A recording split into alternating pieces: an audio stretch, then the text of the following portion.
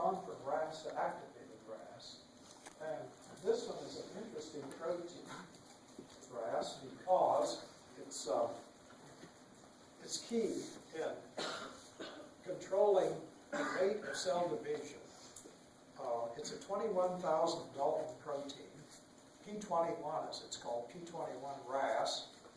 And once it's activated, it speeds up the rate of cell division in virtually any mammalian cell. What that decodes to is that G1, the part of the cell cycle known as G1, becomes lesser in time. It's very fast to go through G1.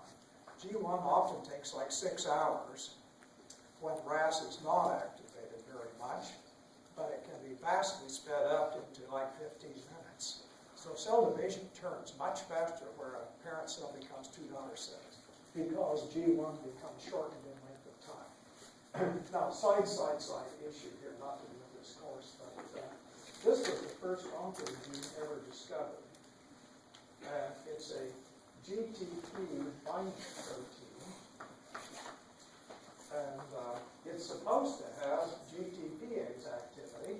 I'll tell you why it's supposed to. GTPase to make GDP. Well, it's activated when it's binding GTP. So, 1983, New York Times, front page, Pulitzer Prize, Gina Collada, who is a well-known journalist, writes story, cancer solved, over. It's done.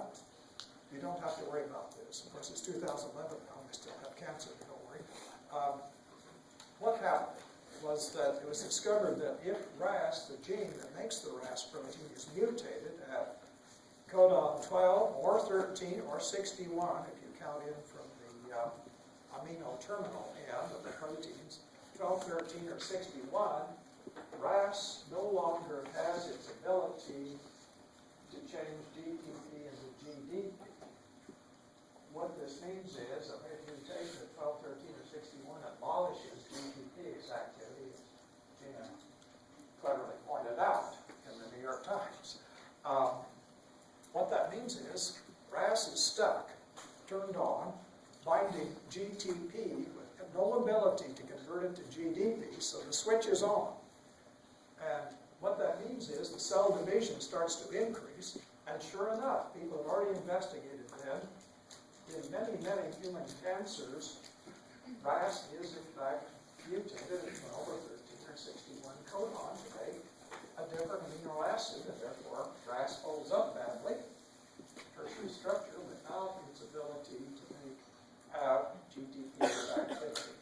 So this is a crucial protein that activates. Here we simply have it activated, we've turned it on, and we haven't yet turned it off. GTPase activity. So let's assume this is wild type and so on.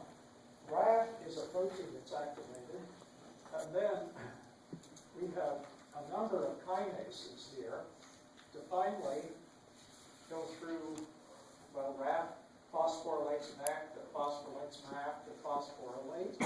We'll come to this far end of it here, which eventually turns on a whole set of transcriptions in cells. So we could just say many transcription factors. That's easy enough. What this means is that in the cytoplasm, there are many transcription proteins that are there, already made, and they become phosphorylated. So then, to the nucleus, they go to bind to enhancer sequences. Same story. Double-stranded DNA enhancer sequence to turn on nearby genes. Again, same story. So the enhancer has acquired a factor that allowed to shift that nearby gene from hetero into U protein. So now there's a few extra points to this.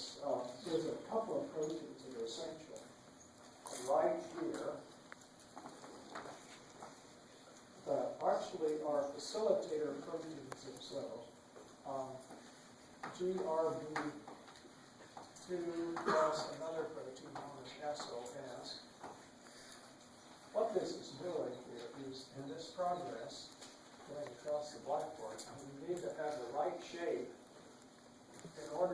facilitate the activation of RAS, and that is in fact accomplished there. And the rest of this is pretty much done. The other is that RAS will bind GTP. That's the other point. So 2 points extra here. One already said GRB2 plus this protein SOS must in fact become here part of this complex it's forming. And it's a tertiary structure facilitator so that in fact RAS can be activated. It goes from RAS not activated to RAS star. The second one is that RAS must have GTP to stay activated. But the other point is that once GTP is there, it becomes GDP shortly, which means the whole pathway can be turned off.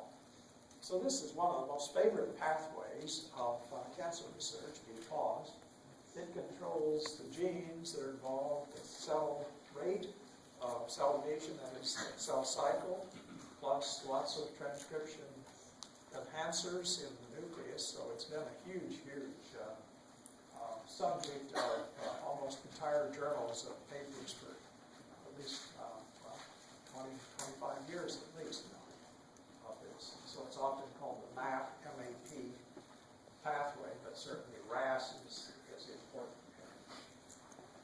So let's go on to a little bit more. 7-spanner receptors. These are really interesting receptors. They're on the outside of the cells, and if you think about how do eyes, EYES eyes, detect light, or how is odor, in fact, detected? Molecules floating in the air. How are photons, in fact, the light, captured by retinas and transduced to the brain? It's all about 7-spanner proteins. So this is another signal transduction system that starts off with a whole family of what are called 7-spanner receptors that look like this. You think of the outside of a cell again.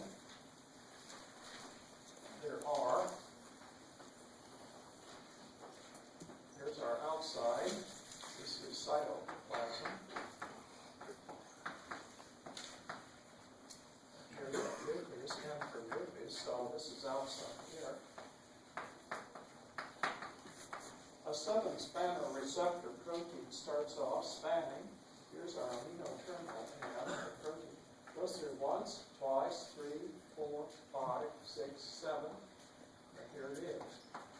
They span the the cytoplasmic, the outside, the possible lipid bilayer of the outside of the cell, possible lipid bilayer 7 times.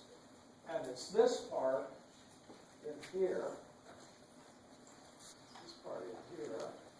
that binds or accepts, you can call it a ligand. Is a photon a ligand? Does it deserve to be called a ligand? I'm not sure, but anyway. Photons or molecules like odor, various things can, it's worthiness, if we're worthy of it. The photon to cause, in fact, infection in the shape up here. So we have this part of the 7-spanner that will accept the ligand. Let's just use that word. But this part impinges upon a protein called a G protein.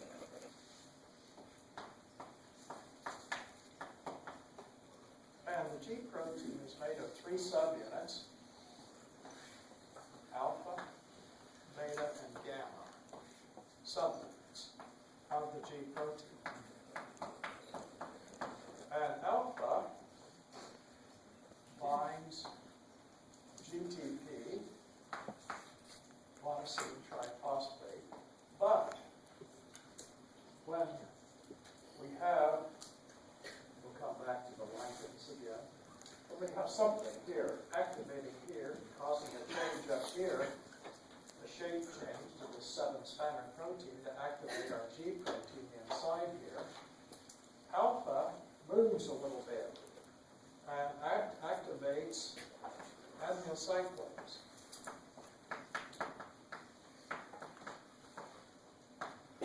This enzyme we've heard about before. This is a conversion of one we talked about, the lactose-alcohol, which was one that converts ATP, adenosine triphosphate, into cyclic adenosine monophosphate. So, just to say it quickly again, alpha, when it's activated, it binds GTP. It must bind GTP.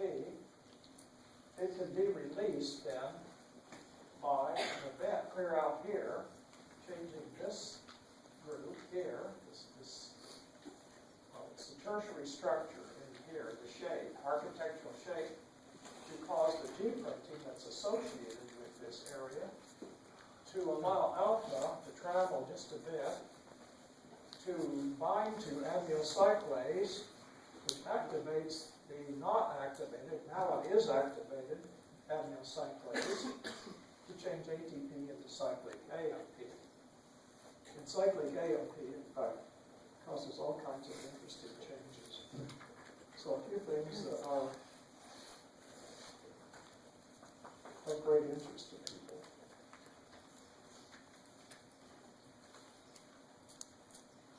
How about let's go back to ligands here.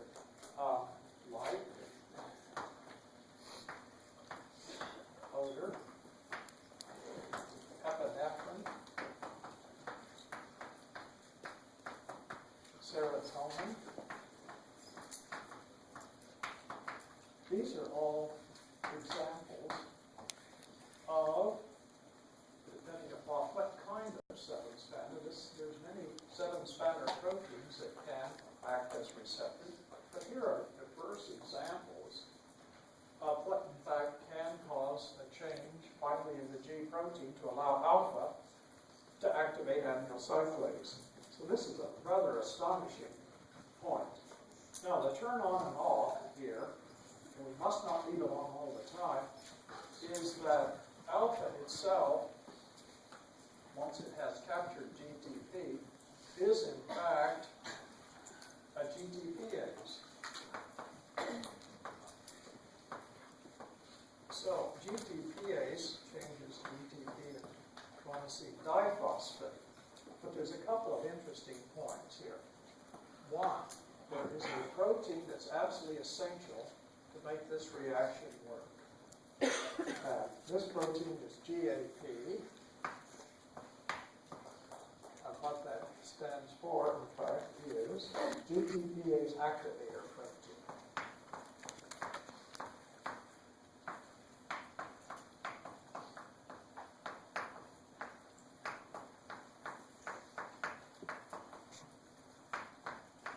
That's the G and the A and the P here. So we need this protein in order for alpha to be able to convert GTP and the GTP. So the GTPase won't work without the GAP protein also there. We'll come back to that. So another one that's of great interest to people is a protein that's called G sub I, which is an inhibitor of the G protein. And simply called G protein inhibitor.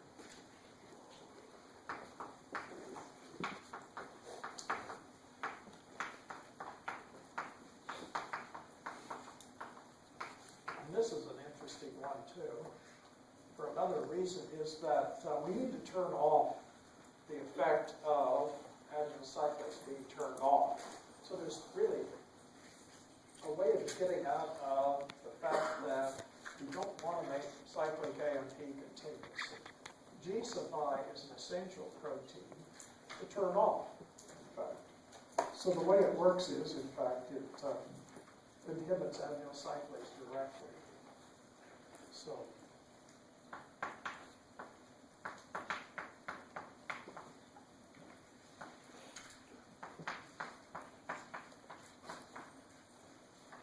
So there's a few catches in this.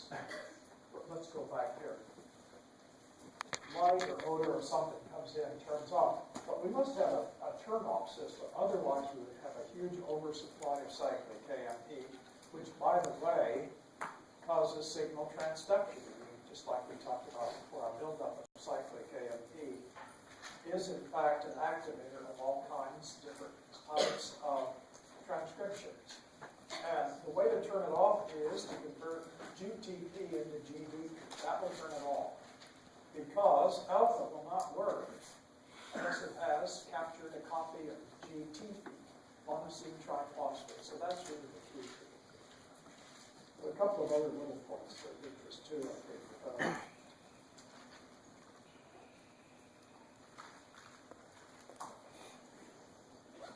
Side issues here. Cholera, the disease cholera, caused by a bacterium called Vibrio cholera. Vibrio cholera is the bacteria that causes cholera. Cholera epidemics that are going on around the world. And the cholera bacteria produces a protein toxin itself, and its net effect is to cause too much cyclic AMP. And cyclic AMP builds up in the lumina of the intestine in epithelial cells in people who have cholera. And cyclic AMP causes water to come out of those cells into the intestinal lumina, because then we end up with dehydration, people die. So cholera kills people by too much cyclic AMP being made, because we cannot switch off this reaction here.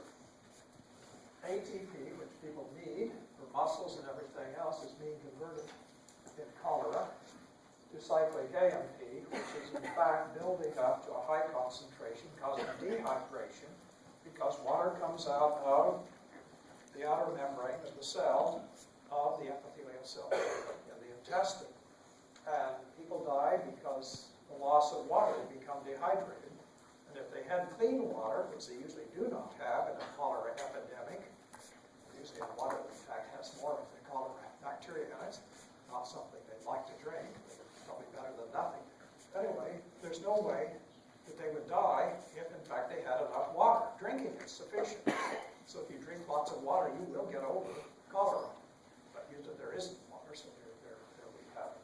So this is the one that in fact is the cholera problem, is this protein here in cholera,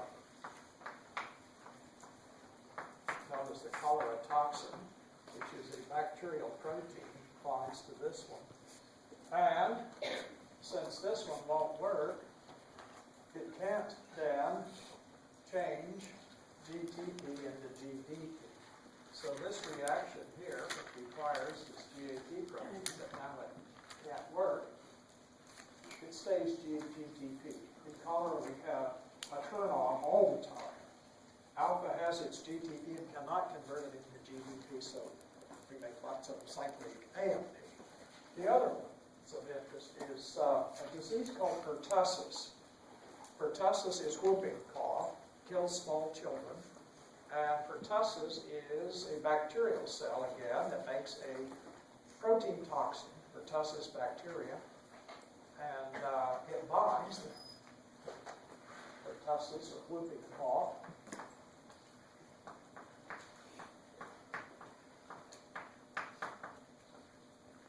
Let's just say pertussis toxin. It's a protein made by the bacterial cell, pertussis, Bordetella pertussis, if you want all the microbiology behind it, but let's just say pertussis toxin. This protein made, exuded by the bacterial cell, binds to this one. The result's going to be the same, too much cyclic AMP, but this time, unlike cholera, which is intestinal, this is in the upper respiratory part, usually of small children or babies. There is too much cyclic AMP in the cells, and they whoop. I mean, they really whoop. If you've ever heard a small child with whooping cough, it's really a disaster. It's a very loud noise, and it's cyclic AMP building up. So that one's a little harder to treat. Cholera, it's just water.